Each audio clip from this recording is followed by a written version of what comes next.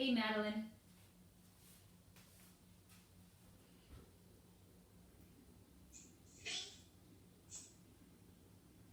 We had a quick question, Miss Grace. Yeah. For the clear plastic thing, we've got a plastic freezer bag and we've got this kind of like more sturdy plastic tray, but it's not very wide. Which do you think would be better? Go with the baggie. I'm using a baggie.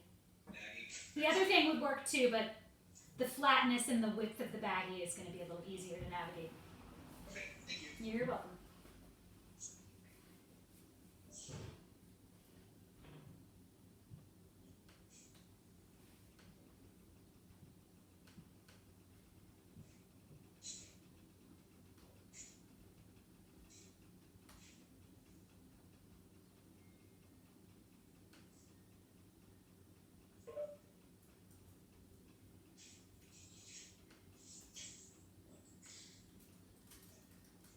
Miss Grace? Yeah. Hey. Hi, how's it going? Are you wearing tie-dye today, Cole? Yeah. Oh my God. I got this one from Christmas. I'm not gonna tell you what's coming up here, but I think you're gonna be really happy you wore your tie-dye today. Yeah, I actually meant to choose this because I knew I was doing art today, so I just wanted to choose this because it's like Nice and colorful. It's a paint splatter. Whoosh. I love that shirt. That's nice. Awesome. All right, I'm gonna grab my water.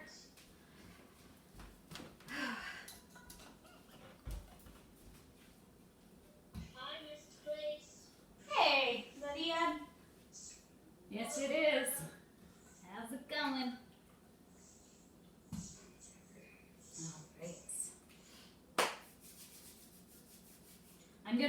I'm recording myself while this is happening, you guys. So if it looks like I'm talking to someone else, it's because I'm talking to my iPad that's recording me doing this. Okay, just so you know. Hi. So this is my setup. As you can see, I have my phone on a special sort of monopod, I guess, that attaches by clamp to the table, and my phone will be recording while also connected to the meeting, and I have the meeting up on my computer with the students in gallery view so that I can see them all at once. So yeah, this is my kind of daily setup. Now I just wait for everyone to get on. Okay. Wasn't too awkward, was it? I just have to have a lot of other teachers. I have a lot of other teachers that want to know how I'm doing my live classes, so I'm showing them this way. I'm recording it and then I'll put it on YouTube for them. But it's helpful for them to see the two devices that I use. But I can show you guys. So I got my camera, or my phone there is the camera, and then the iPad set up behind me. Pretty cool. Miss Grace is getting tech savvy. I have the plastic. Good, perfect. I'm going to be using a baggie, so whatever you have works. If that's a sheet protector, that's perfect, especially since it's the size of your paper. I have the perfect size paper. It like perfectly fits. You know what? Go ahead and put one sheet inside of that. So just so you guys know, I'm using a baggie, a large baggie, so you can use a large baggie. If you don't have a spray bottle, you're gonna want a sponge, preferably a clean one.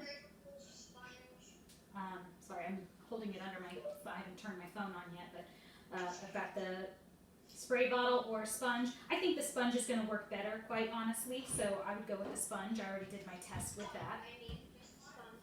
Yeah, just a sponge. Just get it damp. You don't want it dripping wet, you want it damp so that when you push down, a little bit of moisture comes out. You can see mine's not too wet.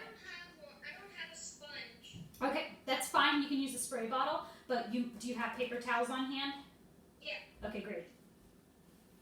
I'll show using both. I'll show you guys how to do both the sponge and the spray bottle for whichever you have. Miss Grace. Yeah. Is it okay if the baggie open because it doesn't fully fit?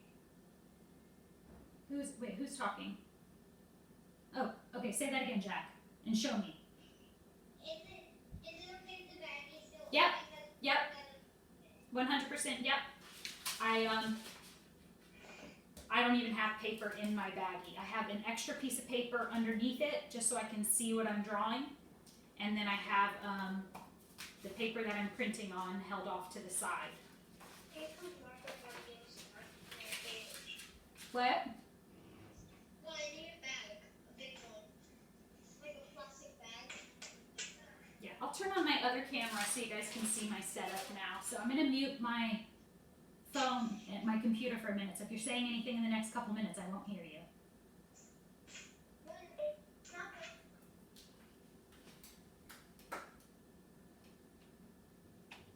This is the point when I get on to the meeting, signed on twice. I remember where the heck to access it. I feel like I've got too much technology brain. No, I need to go to. Where's my calendar? Not thinking straight.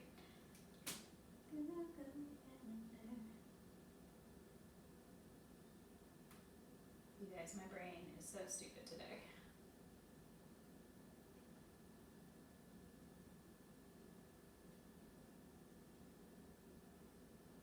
There we go.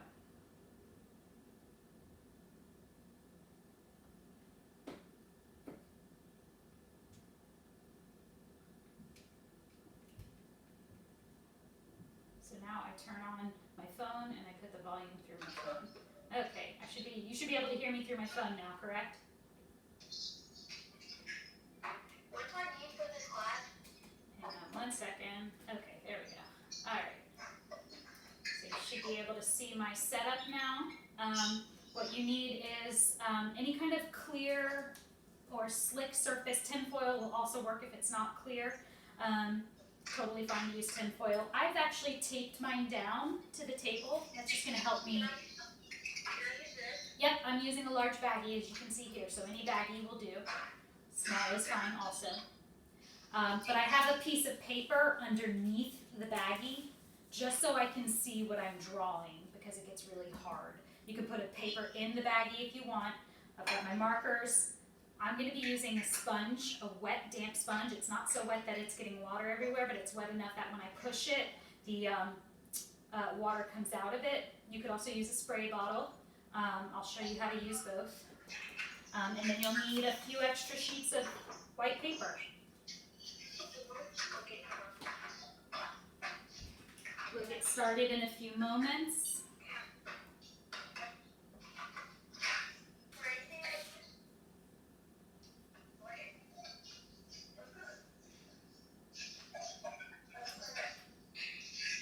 Ooh, my head off doing that. Is it okay if I use some of this new thing that you brought? Is all the other one gone? Yeah. Okay.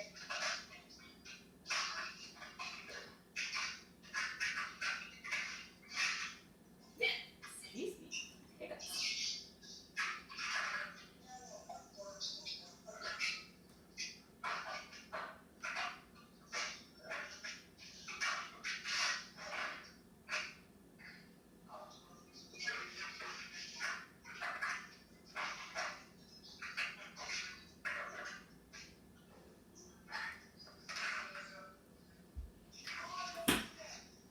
Again, I'll repeat what I was saying a minute ago. I have a baggie, a large baggie. That's what I'm. Ooh, I need to mute someone there.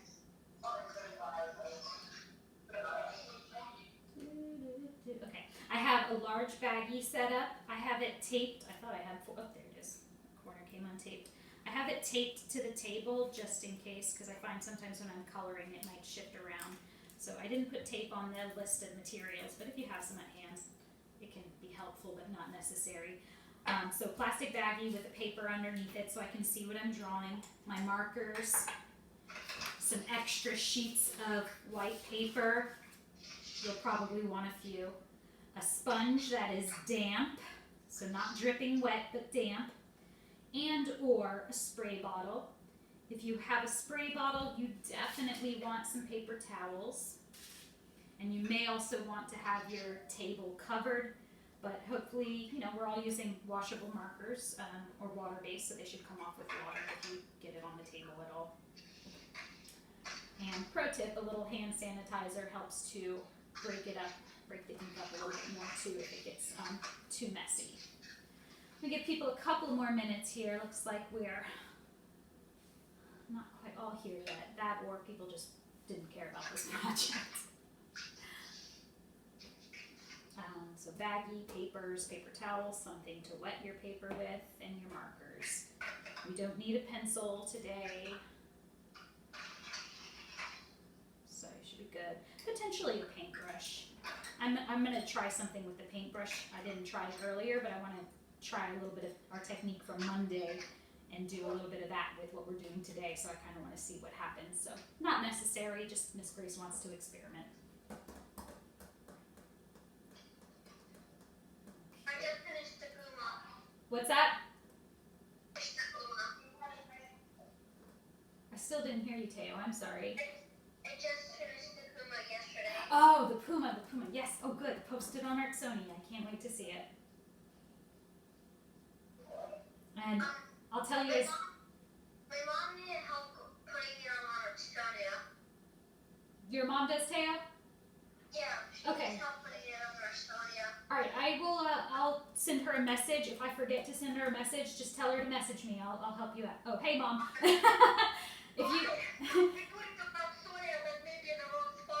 Oh, don't worry if you put it in the wrong spot, because when it loads up on Artsonia for me, what happens is I look at which category people put it in, and if it's in the wrong one, I can easily click the correct one. So don't even worry about that. It's there, but I think it's not together with the rest of his artwork. So Okay, I'll figure it out, and if I don't see what you're talking about, I'll message you on JoJo. thank you. Mm-hmm. All right, we're at almost 1:10. I'm gonna go ahead and get started. So mute your mics for me, please. And I'll start with a presentation. So let's see, make sure everyone's muted. Cole, I'm gonna mute you, so you don't have to worry about that. I think everyone's muted. Okay. All right, just make sure you keep those muted during the presentation. And I'm gonna share my screen now. My video for YouTube. If you have not been watching my YouTube videos, you should watch today's because it's about Salvador Dali. He is a goofball and it's a really fun video. So Cole, as promised, I thought you'd be quite surprised by what we're going to be learning about today. Let me go into present mode. So Cole's wearing a really cool tie-dye paint splattered looking shirt. And I thought today with this marker demo that we're going to be doing, I thought we'd make a little sort of tie-dye coloring. Again, keeping this week really bright and colorful, just feeling that vibe and happiness through color. So I thought it'd be really fun to learn about the history of tie-dye, which for me, I got a lot of my own knowledge was grown through this process. I got to learn a lot about the history of tie-dye, which I had no idea. So let's look at it. All right, so you can follow along with me as I read. Most Americans tend to associate tie-dyeing with hippies and the counterculture era. From our standpoint, that makes perfect sense, since the 1960s is when this groovy process of dyeing fabric first appeared here. And I'm going to back up for just a second. There's a little link at the bottom here. I just want to be fully transparent. This is where I got the information from, a website called groovyhistory.com, the art of tie-dye. Give credit where credit is due. So yeah, so that's where we tend to think of tie-dye as coming from. However, the fact, however, is that the art of tie-dyeing is an ancient process that has been used as early as the 6th century in countries including Japan, India, and Africa, although not called tie-dyeing. Common fabrics used for dyeing were silk and hemp. And the top picture you see there to the left is some shibori dyeing in Japan, and they pretty much still use the same technique that they used years ago with this really intense indigo dye in those large vats that you see them dipping it, and they have different ways of folding and tying up the fabric to make different patterns and designs. And the picture below are women in India as they dye large sheets of fabric and lay them out in the sun to dry. And then they'd sew them together to make saris and whatever other clothing or blankets or tapestries. And then you can see some of the dried colored pigment up there at the top. So tie-dyeing really has its roots in the old days of when they were just dyeing fabric for wear back in those countries. So all that being said, the hippie movement is largely responsible for bringing tie-dyeing to the attention of the American population. It was consciously considered as a public display of solidarity in the struggle for support of a variety of revolutions that were sweeping the country at the time. Supporters wanted to stand out, and so they did. Those bright colored tie-dye shirts, if you can imagine, standing out in a sea of brown and gray and black suits and dresses that were probably being worn by a lot of people around the time. So that was helping them to get noticed when they were doing their protests or peace walks or whatever.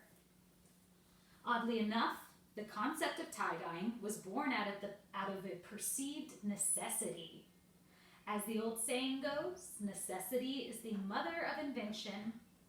The necessity surrounding this particular art form was actually twofold. So around the time of the revolution in the 1960s, the Rit dye brand was struggling as a business. And you can see a little picture there of an old package of Rit dye. And that's what some people use for tie-dye. Nowadays we buy our kits all pre-made and everything. But originally Rit dyes, you would buy like one box of every color to do your tie-dyeing. And people still buy Rit dye today to dye like white or whatever colored fabrics into a solid color. So at that time, the dye brand was struggling, so they had to come up with a way to promote the product, and a savvy marketer was challenged to market Rit dye as a household name and a must-have product. His name was Don Price, and he decided that it would be wise to introduce the product to folks in Greenwich Village, New York, which is a really kind of hip area. It's always been a cultural arts center in New York.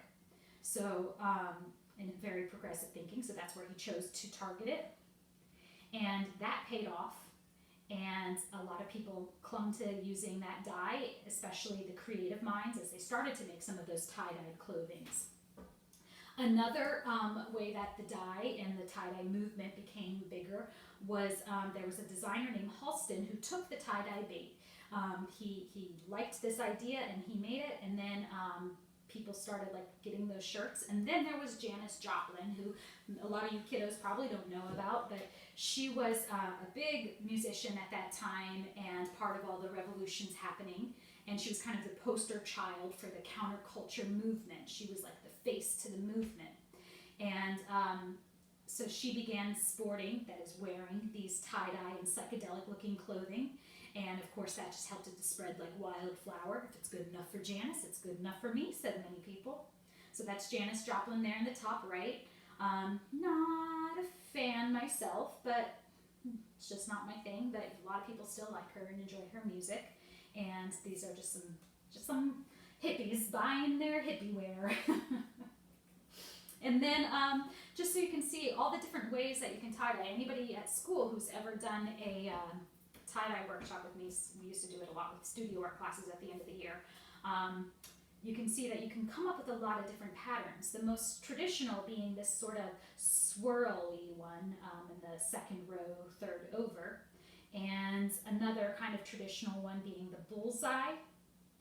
And then the one where it kind of goes at a diagonal. But you can also do things where you get really creative, as you see here, like the faces of the skull, that is the eye or the little pumpkin thingy. So you can really take on a lot of ways of doing tie-dye.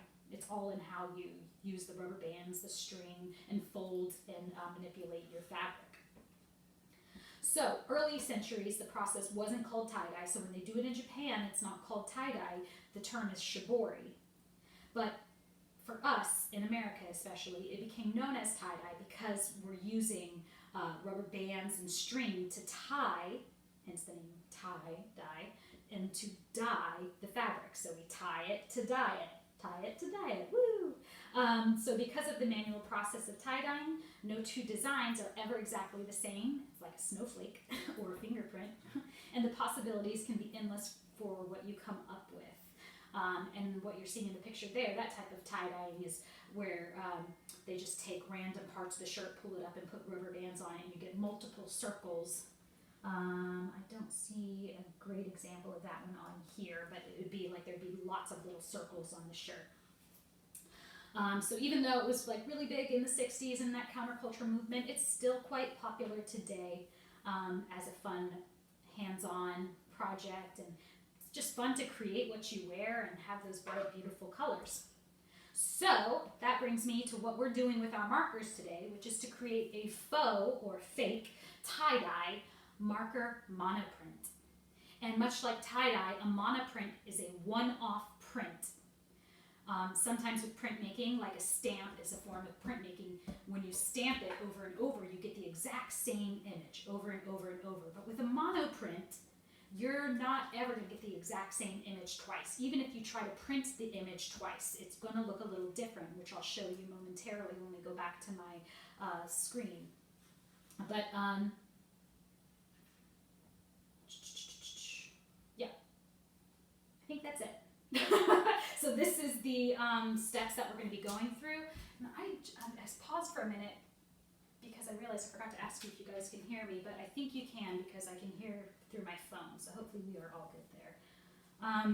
So we're gonna start by choosing our pattern. I'm going to be doing the sort of bullseye pattern because I think it's the most typical and easiest one. And we're going to color on top of our slick surface. I'm going to be using a large plastic bag, but anything like a sheet of plastic, a frame, tin foil, anything that won't absorb the color is going to work. And then we'll dampen our paper with either a wet sponge or a spray bottle. And when I say we're going to dampen our paper, that's going to be the white paper that we dampen, not the drawing. And then we're going to press our paper to the surface of our tie-dye pattern, applying a light pressure with our hand, peel up, and voila, you'll have a print of your tie-dye. And once you do one print, you sometimes have a little bit of ink left on, and you can do the steps over again to create what's called a ghost print, where you can like very lightly see it. So even though it's the same image, it's still not the same. Okay. There's also a video of the process there. But if you just go to YouTube and search tie-dye monoprint or marker monoprint, it should come up. All right, so give me a thumbs up if you're still hearing me. Excellent.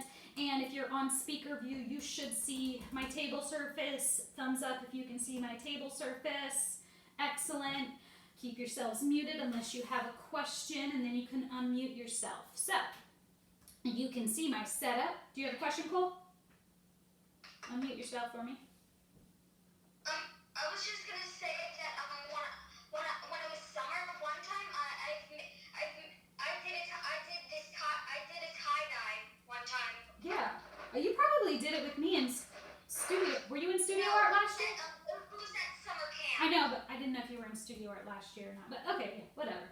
Cool. Miss Grace, Yeah, what items do we need for this? that is what I'm going over right now. Okay. And also remember, was that Maggie talking? Yeah. Okay. Are you happy potatoes, Maggie? Yes. Maggie, just remember that I always post on Google Classroom. You might have to go through the feed a couple of posts down, but it's the list of supplies is always there. Okay, it's always there. And on Dojo. All right. So what you need are your water-based markers like Crayola or Prang, not Sharpies, but water-based, ones that wash easily. You need a few sheets of plain old white paper. If you only have copy paper, that's fine, but a thicker drawing paper is going to work better, but you can make it work. White construction paper also is fine. And if you don't have white, but you have like a lighter color like yellow or a tan, that could also work. So paper, baggie, markers, and you're going to need a wet sponge that is not dripping, but it's damp, or a spray bottle, and some paper towels. So you can see everything I have. I'm going to give you a second to make sure you're set up. All right.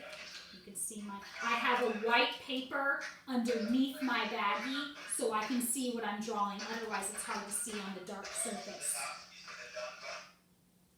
Okay, so I'll give you a couple minutes or a couple seconds just to make sure you're ready to go.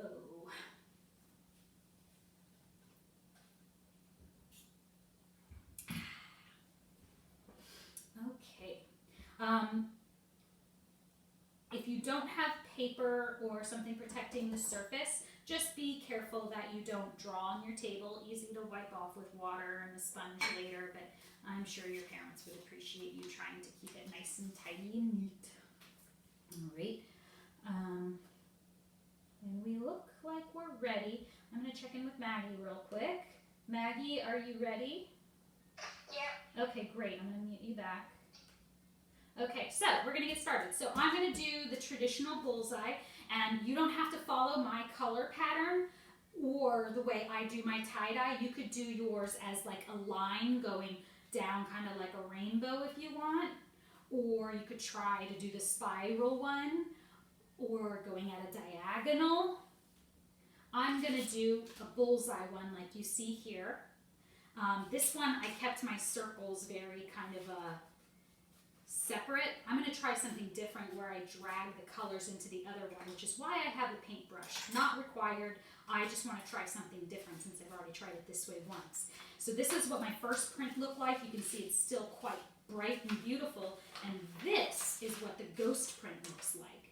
So, it literally is like a ghost of this image. It's there, it's sort of the same, but it's different because it's lighter. Hence, no two prints will ever be the same.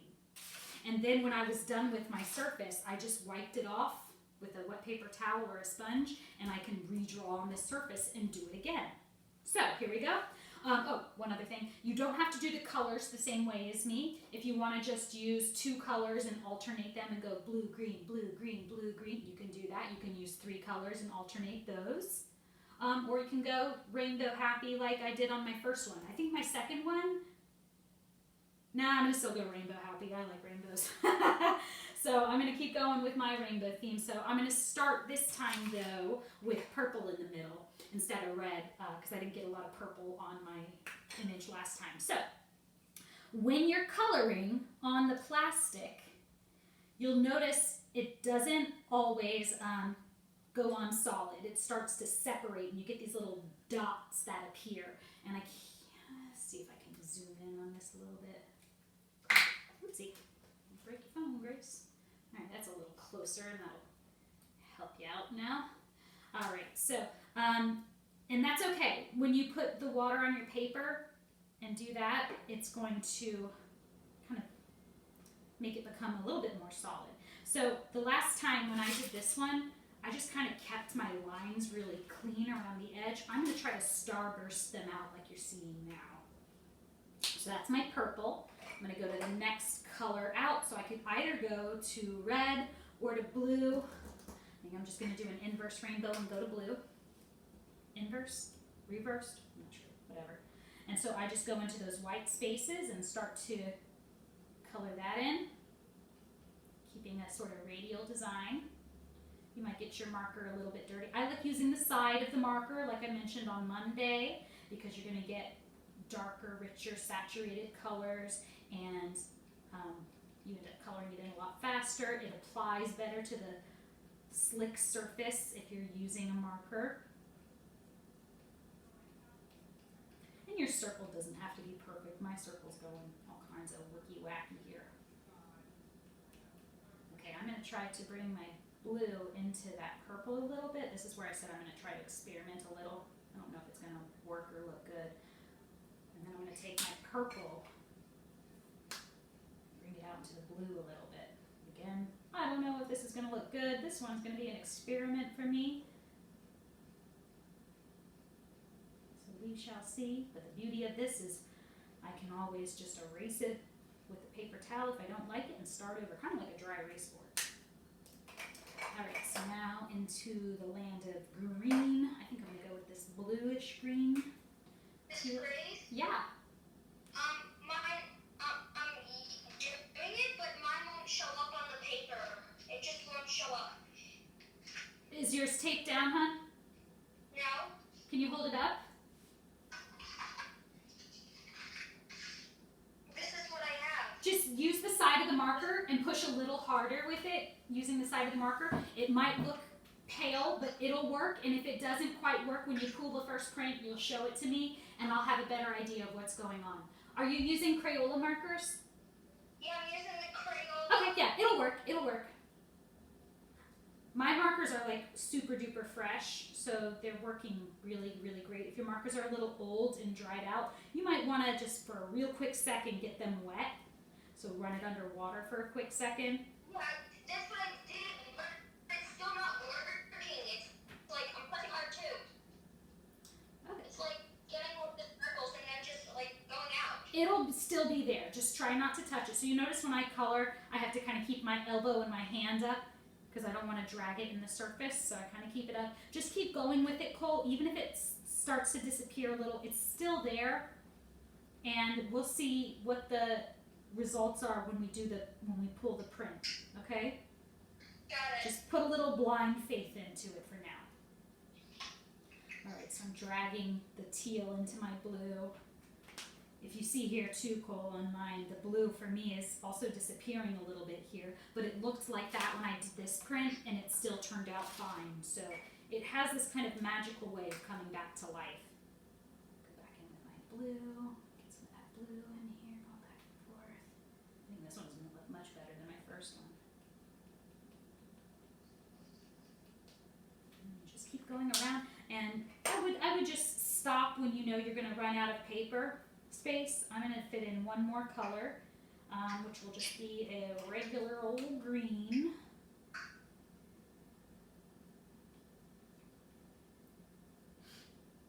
I like this one actually. This one ended up just being cool colors. My reds, blues, and not red, purples, blues, and greens.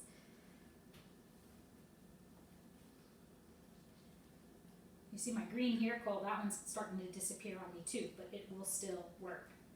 My green has been the best one yet. Okay, well, it just might depend on the juiciness of your marker. And, you just make it work as best you can, is all I can say. A little Tim Gunn for you. Make it work. Project. Yeah. What do we do after you're done? Oh, just be patient and I'll show you. Oopsie. And this is what I'm almost ready to show you mine. And typically you want to work you want to do the next step while it's still a little wet, but it doesn't have to be. It will still work if it's dried out a little. Okay, so I'm going to stop there. So if you're still coloring, pause for a moment and come back to watching me. I'm going to get my camera up high again so you can see what I'm about to do next. Oopsie. Straighten out, buddy. There we go. All right. I'm going to do a little readjusting, and I'm going to move my markers to the side. So I can put my paper here. Okay, so I have my clean sheet of paper now. So this is how I get the paper ready for my print. Oh, my hands are dirty. Be careful if you have marker on your hands because you might leave little thumbprints on the paper. And then with my damp sponge, I'm holding my paper down and I rub the surface of my paper to get my paper damp. I don't want my paper to be super shiny, so if it gets too much water, I don't know if you can see when it's shiny, if it gets too much water, I just want to spread that out or take a paper towel. For those of you using the spray bottle, make sure you don't spray your plastic baggie. You can spray the paper. Again, you don't want puddles of paper dripping, or puddles of water dripping. So this is where the paper towel comes in for you to spread out that water and get the extra wetness off.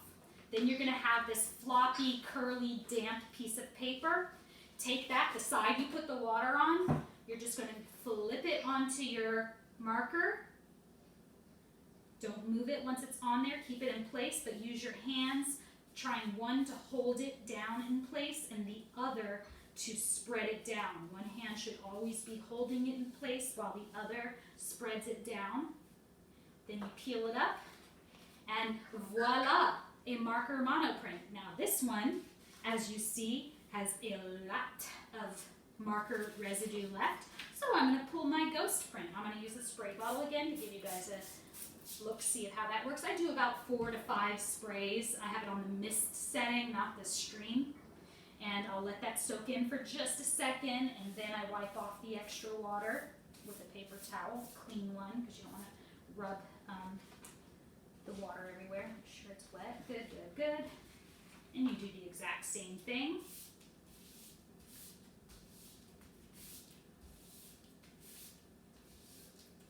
Pressing. I said that, I don't see one. And then there's my ghost print.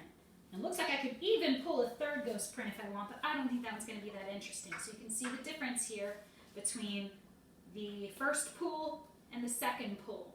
And that terminology that I'm saying, pull, that's a printmaking term for when you pull the paper off of the printing surface, whether it be a stamp, a lino block, wood block, screen print, whatever it is, you're pulling a print. So first pull, second pull. And then just so you know, printmakers, when they do a print, they sign their name at the bottom, usually the right hand side, so I'll just sign Miss Grace, I guess, Miss Grace. And if it was a print where they had multiples of the exact same image, they would do, and they pulled 2 images, they would show 1 out of the 2. Or for this, since it's a unique edition, I'm going to put AP for artist proof. AP, meaning it's a one-off, it's the only one like it. So you could sign it if you want. And then the ghost print, you could do the same thing and sign it, or what I find this fun to do is to make a collaged background, or to use this as the drawing for a background for another piece of art. So these would be fun to save in my like artist bank of resources to do other fun things. Now just because I did tie-dye here doesn't mean that's the only thing I can do. So I'm going to clean my surface. Give a little spray or wet paper towel. Try not to use the sponge to clean this off if you're using a sponge, because then your sponge gets tainted with the color. So a wet paper towel will work to clean your surface. Maybe 2.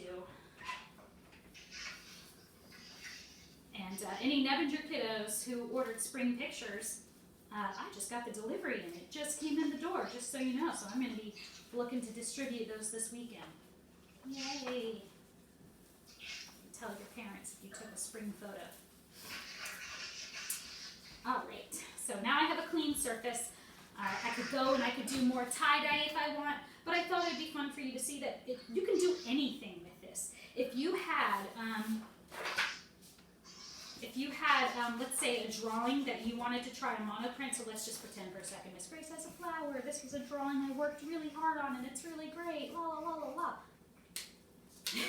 You could take that drawing and put it underneath your plastic and then draw your colors on top of it and pull multiple prints of the same design but with different colors. So that's a fun way to do this, type of drawing also. So if you have something see-through, that helps you. If you're doing it on tinfoil, you would just have to kind of free draw on top of the tinfoil. Cole, you might see here my purple, this whatever primrose color, it's starting to spread away. So it does happen with some of the colors. I don't know why. But let me know, Cole, check in with me after you pull your print so we can see how that looked. So if you want me to notice what you're doing, just unmute yourself and say something to me so I can see you. I'm just going to keep playing with this flower and pull a flower print. The link in the video, or the link in the PowerPoint that was at the end of it that shows another art teacher doing this exact project, she sprays her surface with the marker on it instead of the paper. So that's an option if you're using a spray bottle. You could see how that looks different. I prefer to get the paper wet.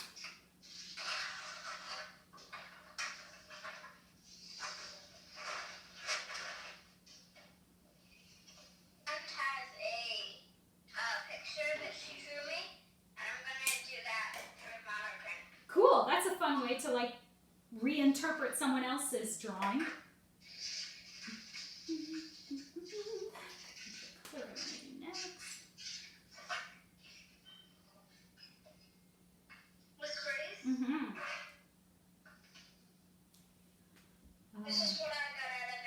Was your first pool or the second pool?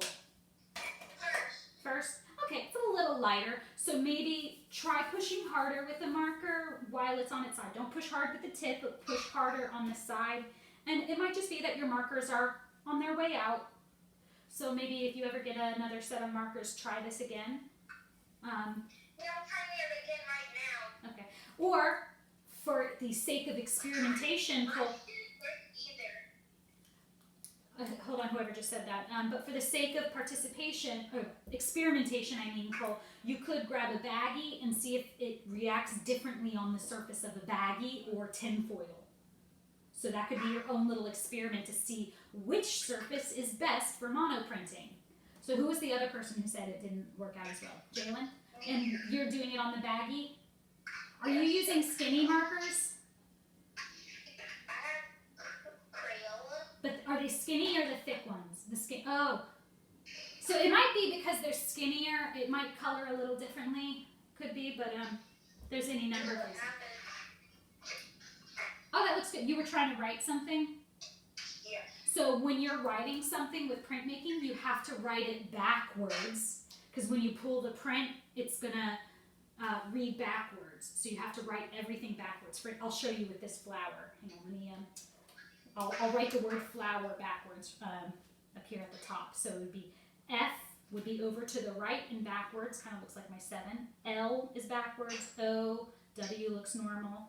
The E is going to be backwards, and then the R is going to be backwards. So you'd have to write it backwards like that if you want to include text. So the letters are backwards, and the entire word is backwards, which can be difficult if you're not good with thinking backwards. Luckily, I'm an expert backward thinker.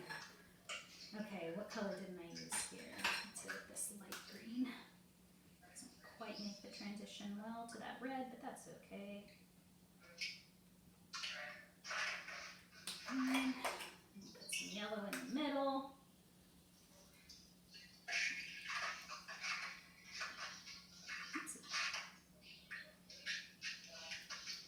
And then color in my stem and my leaves.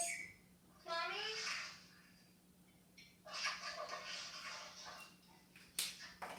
A little light green for some Well, pizzazz. it's like my first one, but I'm just adding more color.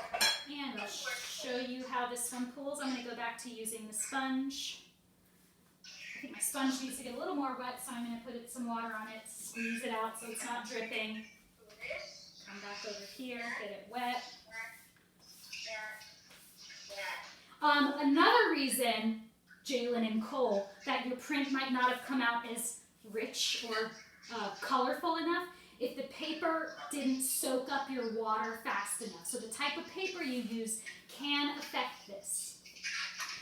So think about that. Think about going over it a couple more times with a sponge or a wet paper towel. Your paper, you really want it to be damp, and you can kind of notice, I'll hold this up here, I don't know if you can see it, but when paper starts to get wetter, it turns a different color of white or shade of white. So I know that that spot is nice and damp while the rest isn't quite damp enough. So I'm going to spray some water on it and make sure I get it really damp. So that could be another reason why it didn't turn out as saturated or colorful. All right, now I'm going to take this fella, put it on my flower.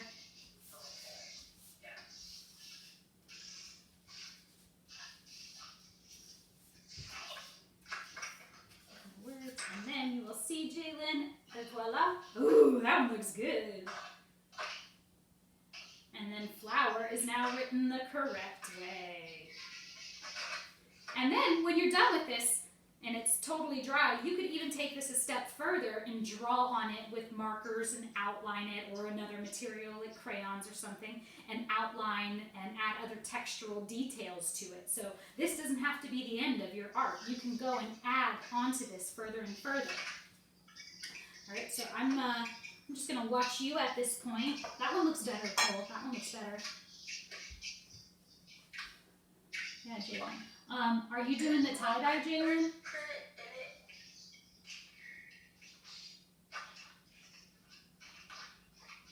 Are you doing the tie-dye method, Jalen? Yes. Yeah. I'm using this and it didn't work. suggest for you to try doing it on a larger sheet of tin foil. Don't get frustrated by this. A lot of art making is going to be trial and error, just making mistakes and feeling your way through it and learning how to do it differently in a way that makes it work. So don't get frustrated, and if printmaking is not your thing, that's okay. You know, I'm not as big into drawing with charcoal, for instance, so even though I love art doesn't mean I love all types of art. Surprise. The art teacher doesn't like all types of art.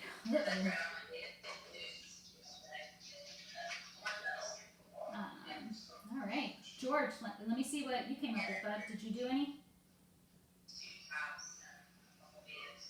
And he's gone. How'd you do, Jack?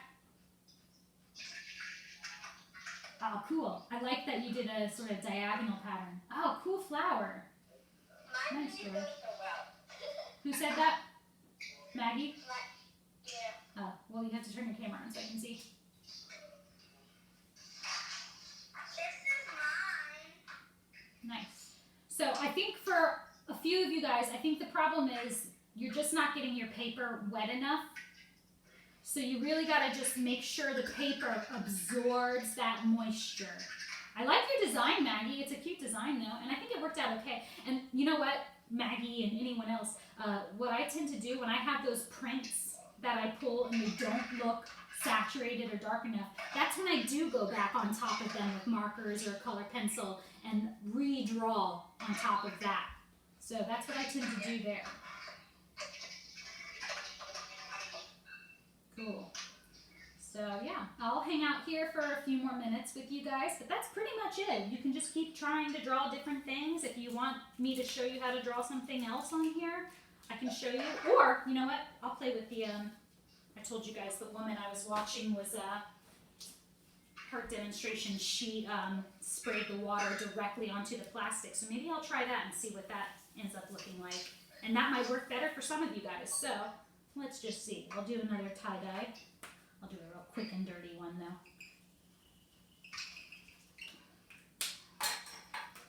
Okay.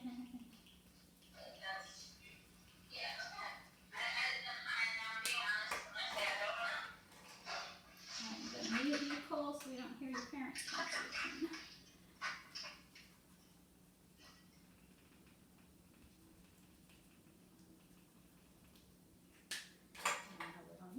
See how that fuchsia color in the middle is just starting to disappear on me. Okay, so I got some color on here. I'm going to try the way the lady in the video does it, where she sprays water directly onto her surface. I'm going to get a piece of paper. I'm going to try this one too on copy paper, just to see how that looks for some of you guys who might be using copy paper. So she would spray it directly onto the plastic, and it starts to look like, you know what? It looks like when you go through a car wash and it gets all this soap on your window that's in the multicolors. And I'm going to put that on it. Ooh, look at that go. Let's see right through the back. Okay, that might be a method that works better for some of you guys who might be having some issues with the color transferring. Do your tie-dye on the surface. If you have a spray bottle, give it a spray. The sponge won't work on that because you would end up just wiping it off. So give it a spray and then put your dry paper directly on top of that. So that's an optional way. Okay. So I'm going to turn my phone off now and huh? Oh, okay, sorry. I just heard a voice. I couldn't hear anything. I'm going to turn my phone off now so that all you see is my face. And you can troubleshoot any issues with me. Leave me my notes. Turn volume up now on this one. There we go. Okay. Phone is off now. Volume is up, and the mic is on now on this computer. So if you want to share any work with me in the next few minutes before we say au revoir, which is French for goodbye. Figured I'd say au revoir since I said voila earlier, which is a French word for like ta-da. I don't know exactly what it translates to, but I know that's what it means. Nice, Cole. That one looks cool. Oh, that's a cool color wheel flower. That one looks really good.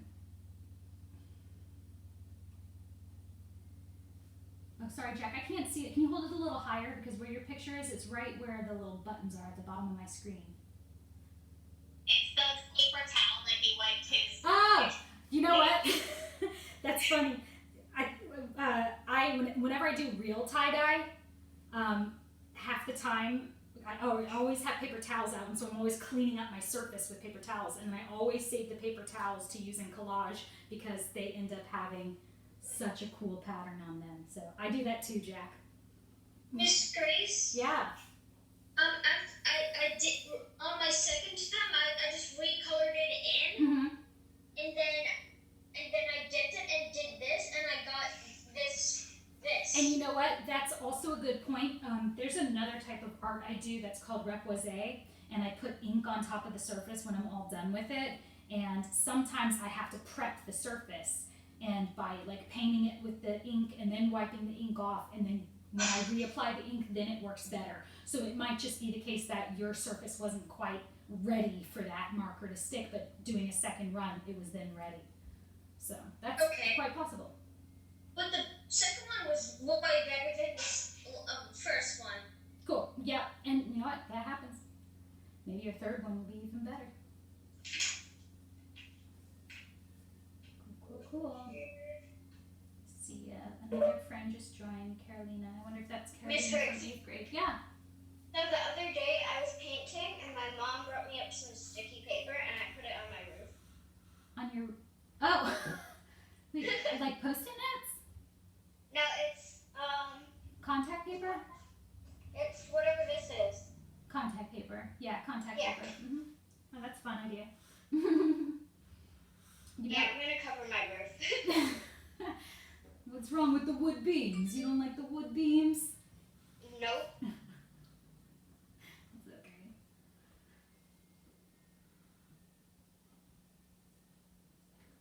Cool. Bye, Miss Grace. Thank you. Who was saying that? Oh, Jacqueline. Bye, Jack. We'll see you on Friday. Yeah. Okay, see you Friday. Bye. Oh, George. Nice.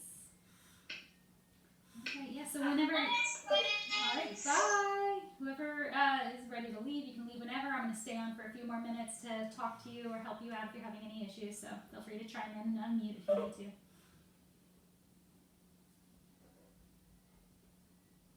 Miss Grace? Mm-hmm. I'm thinking of like putting all of these, like my projects I've done, okay, let me show you something. Okay, take me on a tour. Remember what we did on the window? Remember this? Like the window thing? Yeah. You're going to put that in there? I'm thinking of like putting it like on there. I'm thinking of putting those on there. Cool, you should. After they dry off, I'm thinking of putting it on there. I'll take you on a tour to see where every day I do a drawing. I'll take you on a tour of my little space here. Every day I do a drawing, and it's super bright. Where is it? Can't see. There it is. I put my little drawings in my door. I had a whole bunch more, but they were starting to fall off because there were too many, so I had to take Remove them them? off. I had to remove them, and now I'm just starting all over. But yeah, I do that too. So you could even use those page protectors to put your art in the page protector, and that'll help keep it clean and safe on the window. And then it becomes like, so, ooh, here's an idea. Tape the page protector onto the window, and then you can just slide new pieces of art in and out. Yeah, that's a good idea. So you can just always mix it up every day. Yeah, it's your own little revolving art gallery. Yeah. Yeah.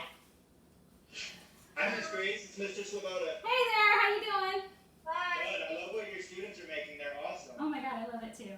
It's good this week to have all this color, even though it's sunny today. Like I just knew it was gonna be so rainy with coloring. How are you feeling? How are you feeling about distance learning in winter? You know, we're all making our best run of it, and it's overwhelming. I can't imagine how parents are juggling with multiple children, and a few devices in the household, and all that screen time. Like, Too much. oh god. Like right now, my setup, I have 3 I keep telling all devices. my students and my kids and my friends Everybody's trying to do too much. It's just because like we just keep getting thrown requirements. I say that in quotes because they're not strict requirements, but suggestions and requirements from the district, and it's like, okay, am I doing enough? No, so I'm going to do more. And it's definitely becoming overloaded. Well, I'm sure your students, I know Maggie is really glad that you're doing what you're doing, and it's awesome. Thank you. Yeah. All right, I'll let you get back to it. All right. Nice to see you. Nice to see you. Bye, Miss Grace. All right, bye, Cole. Anybody else want to say goodbye? You can go ahead and mute yourself. I'm going to log off in 1 minute. Bye, Miss Grace. Bye. Bye.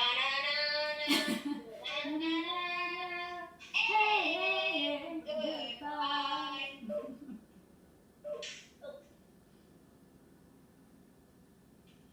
Did you have any success with the second round, Jalen? No. All right. Well, next class Friday. If you have paper coffee filters, let me grab it so you can see. We have baby coffee filters. Just these kind that go into like a traditional coffee maker. If you have these, they're gonna work for the project. But you can also use a paper towel. It'll work with a paper towel. It won't be quite the same, but you'll still get a similar effect. Okay. I predict you could even use a thin piece of paper. But don't get discouraged if it doesn't work out totally for you. You'll at least know how to do it in the future, and you can always retry again. All right? Okay. All right, have a good rest of the day, hon. And George, bye. I don't see your face, but I see you're still there. I'm just going to say bye. I have to log off.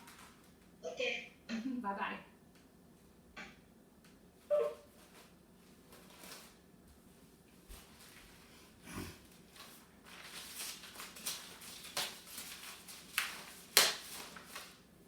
Oh, I should turn you off, so.